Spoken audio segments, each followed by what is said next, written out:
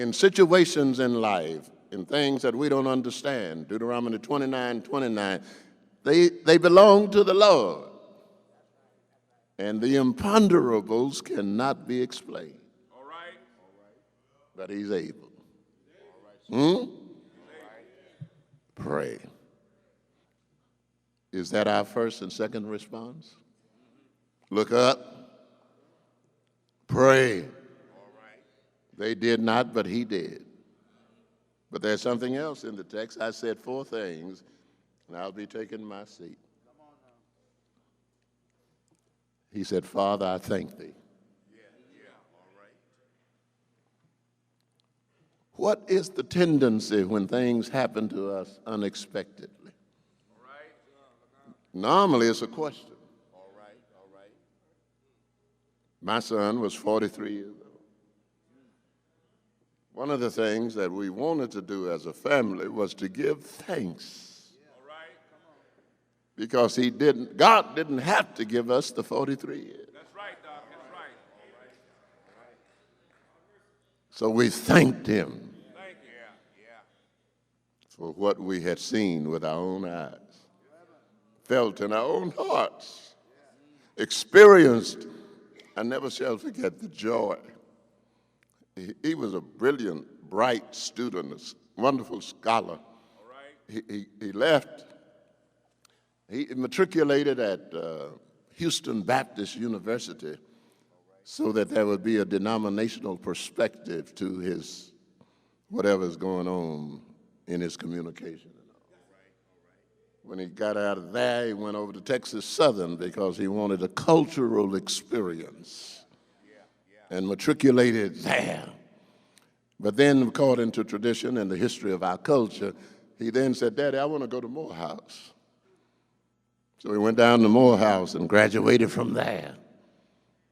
And then he wanted, that was his ethnic emphasis, and he came out with a clear view of our past, our present, and our future.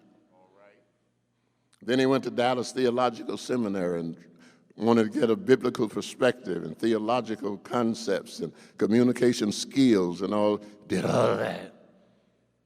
Then he left that Dallas Theological Seminary, and he studied in Europe, and all that, just filling his mind with Scripture.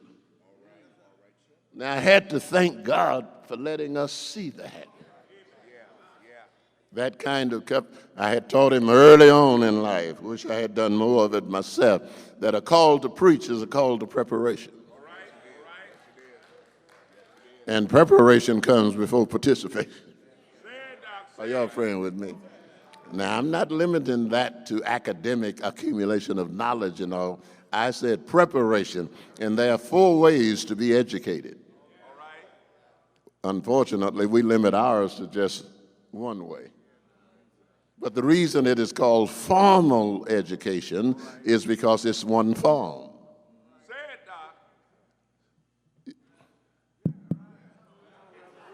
Is it on? We can receive a degree of education from observation. All right. The next preacher that will be standing real soon, if I listen to him very seriously and observe him very carefully, I'll say to myself, when he gets through quoting scriptures and all, I say, I ought to get in the Word and study. That's not a prerequisite. That's an elective that I just decide through observation that I want to be helped. But there's another way to be educated, and that's participation. Start doing now what you plan to be doing then. But there's another form of education which is the most basic and fundamental and helpful of all, and that's revelation. That's the scripture that cannot be broken. Are y'all praying with me? So we gave God thanks for a whole lot of things. He never knew anything except kingdom-oriented activities. He never even held a secular job.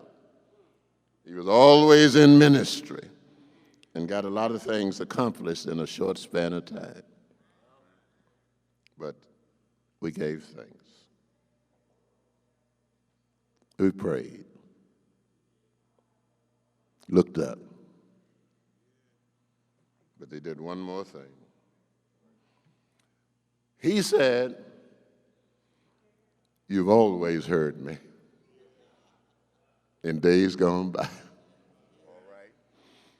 The tendency is for me, now I know I'm weak, feeble, limited, all of that, but the tendency for me to ask when a hurricane comes or an earthquake arrives or thunderstorms and all, why did God let it happen?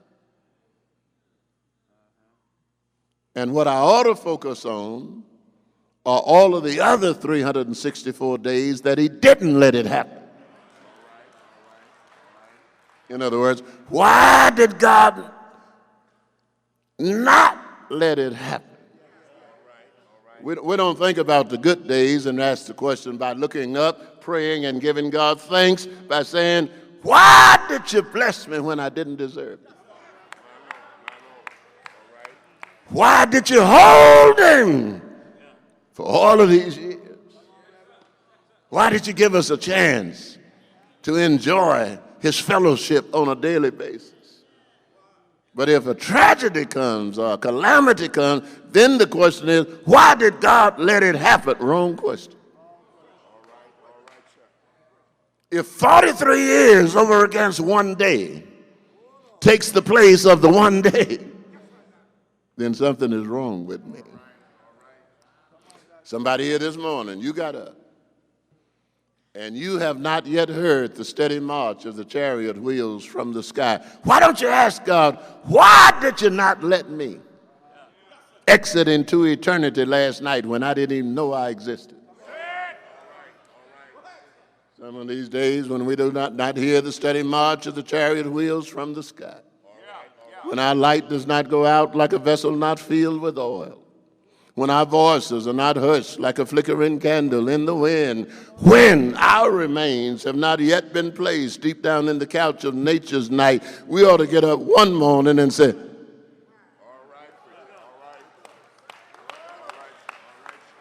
I want to take my seat by telling everybody in here how to know whether you've not been blessed. Would you like to know for sure whether you've been blessed? Listen to Numbers 6:24.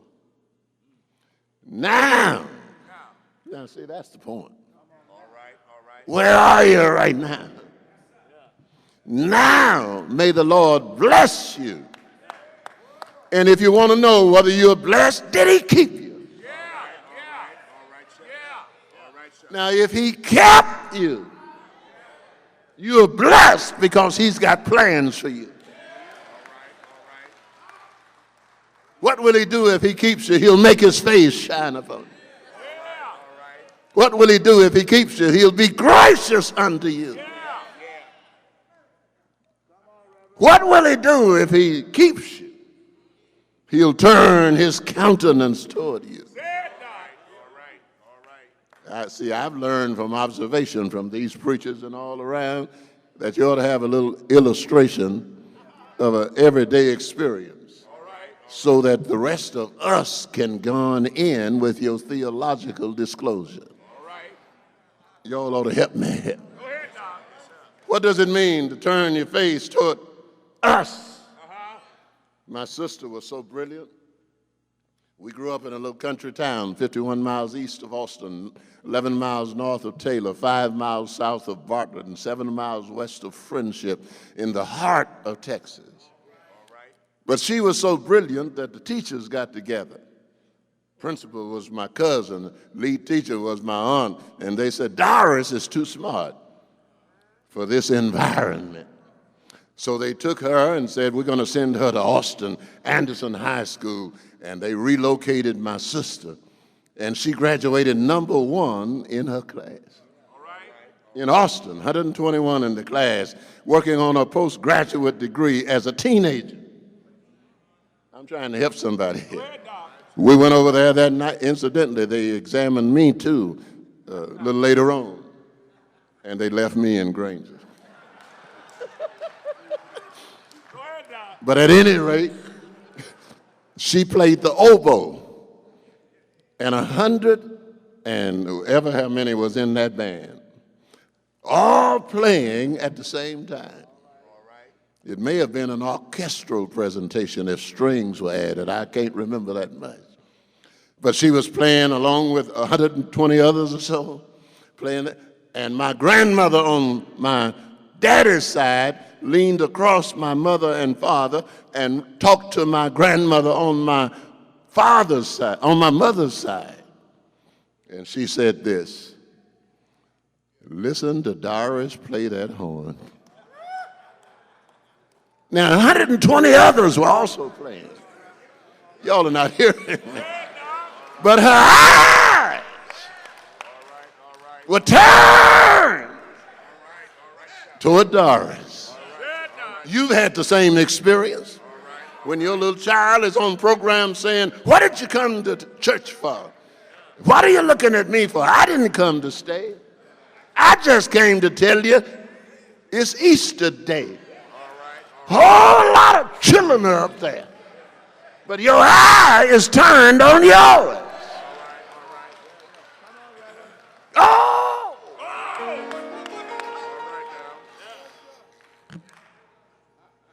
Go ahead, Doc. Preach, Doc.